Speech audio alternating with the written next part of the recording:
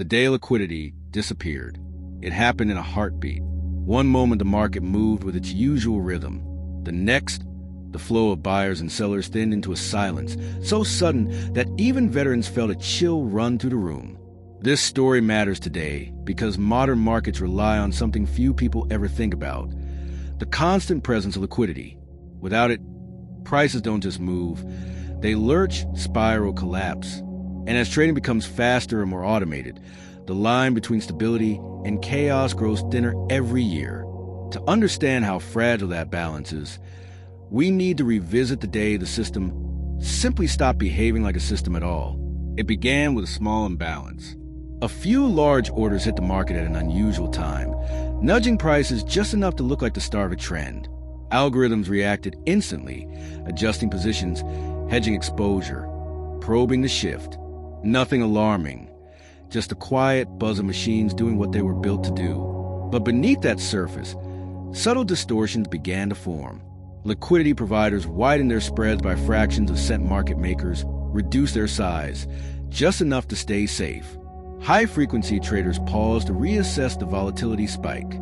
These tiny adjustments were invisible to most participants, yet together they weakened the structure that kept everything steady. Soon, charts began flickering with odd movements. A price dipped too quickly. Another surged without clear reason. Veteran traders exchanged glances across desks, sensing the rhythm changing. When markets behave oddly, it's never the first move that signals danger. It's the second, the third, the ones that don't fit any known pattern. The early reveal emerged when a normally quiet asset suddenly plunged. No news, no catalyst, just a vacuum where bids should have been. Screens flashed with rapid ticks, each one sharper than the last. The machines that provided most of the daily liquidity were stepping back, and as they withdrew, the market braced for a shift it hadn't seen in years. A moment when liquidity wouldn't just thin out, it would disappear. At first, the withdrawal looked temporary, a cautious pause, nothing more. But in automated markets, hesitation spreads faster than fear. As one group of algorithms stepped back, others detected the change and followed. Liquidity thinned layer by layer, like lights shutting off in a tall building one floor at a time. Traders felt the tension instantly. Spreads widened. Orders that normally filled in milliseconds now hung in place, waiting for counterparties that never arrived. The market wasn't crashing yet, but it was becoming hollow, and a hollow market can break with the smallest push.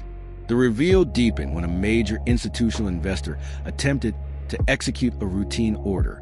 It wasn't huge by historical standards, but in that fragile moment, it was enough to tip the balance. The execution slipped through multiple price levels, triggering stops and algorithms that interpret the movement as the start of a deeper trend. Sell signals lit up across screens. Machines sold to avoid losses. Machines sold because other machines were selling. A cascade began. Market makers tried to step in, but the volatility was too sharp.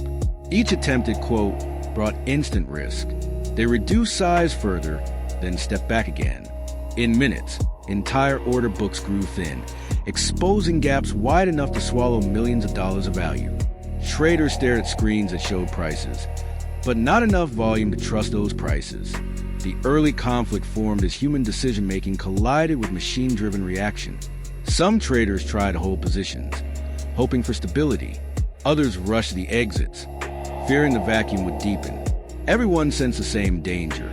Without liquidity, the market had no anchor. It could move anywhere, violently, unpredictably, uncontrollably. Then came the cross-asset spillover. A currency pair slipped. A futures contract swung. Bond yields jolted in ways that didn't match economic reality. Correlations, the invisible threads tying markets together, began snapping and reforming in erratic patterns. Signals that once offered clarity now produced noise. Behind the scenes, risk managers fired off alerts. Desks warned clients to reduce size. Some trading firms switched to defensive modes, limiting orders to protect their systems. The volume of automated trades plunged, leaving the market even more fragile. By now, the initial imbalance had evolved into something larger, a structure-wide deterioration. Every participant felt the grip of uncertainty tightening. There was no crash, not yet, just a sense that the next move, even the smallest one, could tip the entire system into chaos. And the silence between trades grew heavier, as if the market itself was holding its breath before the break. The break arrived with a single violent candle, a price swing so extreme it looked like a charting error. Traders blinked, refreshed their screens, and then watched in disbelief as the next tick plunged even deeper. Liquidity had evaporated. What remained were scattered orders, thin and brittle, unable to absorb the shock. The cascade ignited instantly, stops triggered across desks. Algorithms detected the surge in volatility and dumped positions to avoid catastrophic losses. Others, designed to chase momentum, accelerated the plunge. Entire asset classes convulsed as automated strategies reacted in overlapping waves, each reinforcing the chaos created by the last. Human traders tried to intervene, but their screens moved too fast to track. Quotes shifted before fingers could tap keys. A market built for speed had become faster than the people who relied on it. Voices rose on trading floors, sharp, tense clipped. Phones rang nonstop as clients demanded answers no one could give. The conflict intensified when the contagion spread beyond the initial asset. Index futures whipsawed. Commodity prices surged and collapsed in seconds. Safe haven bonds moved in patterns that defied logic. The usual relationships between markets disintegrated. Correlations that once guided risk models vanished, leaving traders navigating a landscape where nothing behaved the way it was supposed to. Some firms attempted to stabilize prices, placing bids to slow the freefall, but each bid was devoured instantly, swallowed by the enormous volume of panic-driven orders. Market makers, facing unprecedented risk, widened spreads to levels rarely seen outside crisis scenarios. Many stepped away entirely, choosing survival over participation. News outlets scrambled to keep up. Anchors spoke in rushed tones, gesturing at charts that looked like cliff faces. Analysts speculated about hidden catalysts, cyber attacks, rogue algorithms, geopolitical shocks. But the truth was simpler and more unsettling. The market had become a machine running without the lubrication of liquidity, grinding violently as its gears seized. Inside risk departments, alarms blared. Systems flagged exposures that were impossible to unwind safely. Hedge funds prepared emergency hedges. Pension funds considered pausing operations. A few smaller firms watched their capital vanish in real time as positions moved too far, too fast. Yet the most dangerous shift wasn't visible on charts. It was psychological. Confidence, fragile even on the calmest days, collapsed. Traders no longer trusted prices. Algorithms no longer trusted signals. Participants no longer trusted the structure of the market itself. And once trust fractures, volatility becomes a self-feeding storm. The market spiraled deeper into its own distortion, untethered from fundamentals, driven by fear, speed, and the raw mechanics of an ecosystem without its lifeblood.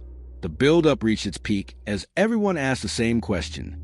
If liquidity could vanish this quickly, what would happen when the next shock arrived? The rebound didn't come with a rally.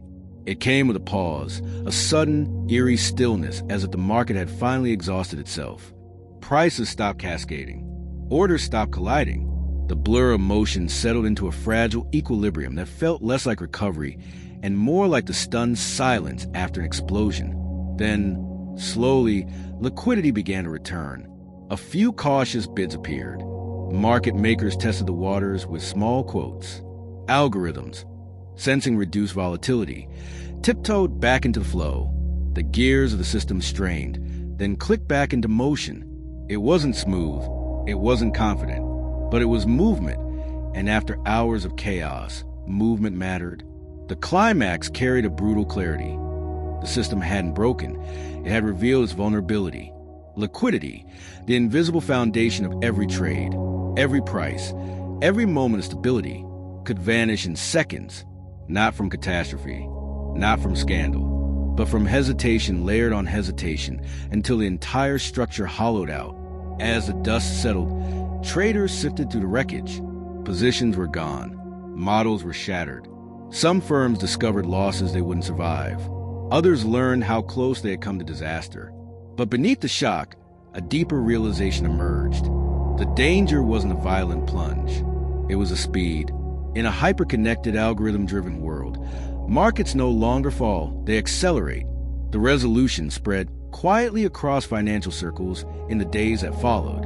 White papers dissected the event. Risk committees rewrote guidelines. Regulators examined the chain reaction of algorithms stepping back simultaneously. Everyone searched for a villain, a glitch, a rogue trader, a hidden catalyst. But the truth was unsettlingly simple. Liquidity is confidence, and when confidence falters, the market becomes a mirror of our collective uncertainty. Modern relevance echoed through every conversation. In an environment where speed rules and automation dominates, stability is no longer guaranteed by size or reputation. It's maintained by participation, millions of tiny actions happening every second. When that participation thins, even briefly, the structure wobbles. Every trader, every investor, every institution walked away with the same lesson. Liquidity isn't a backdrop, it's the story itself. And the next time it disappears, the consequences might be even faster. Sometimes the smallest shift in perspective becomes the beginning of a new future.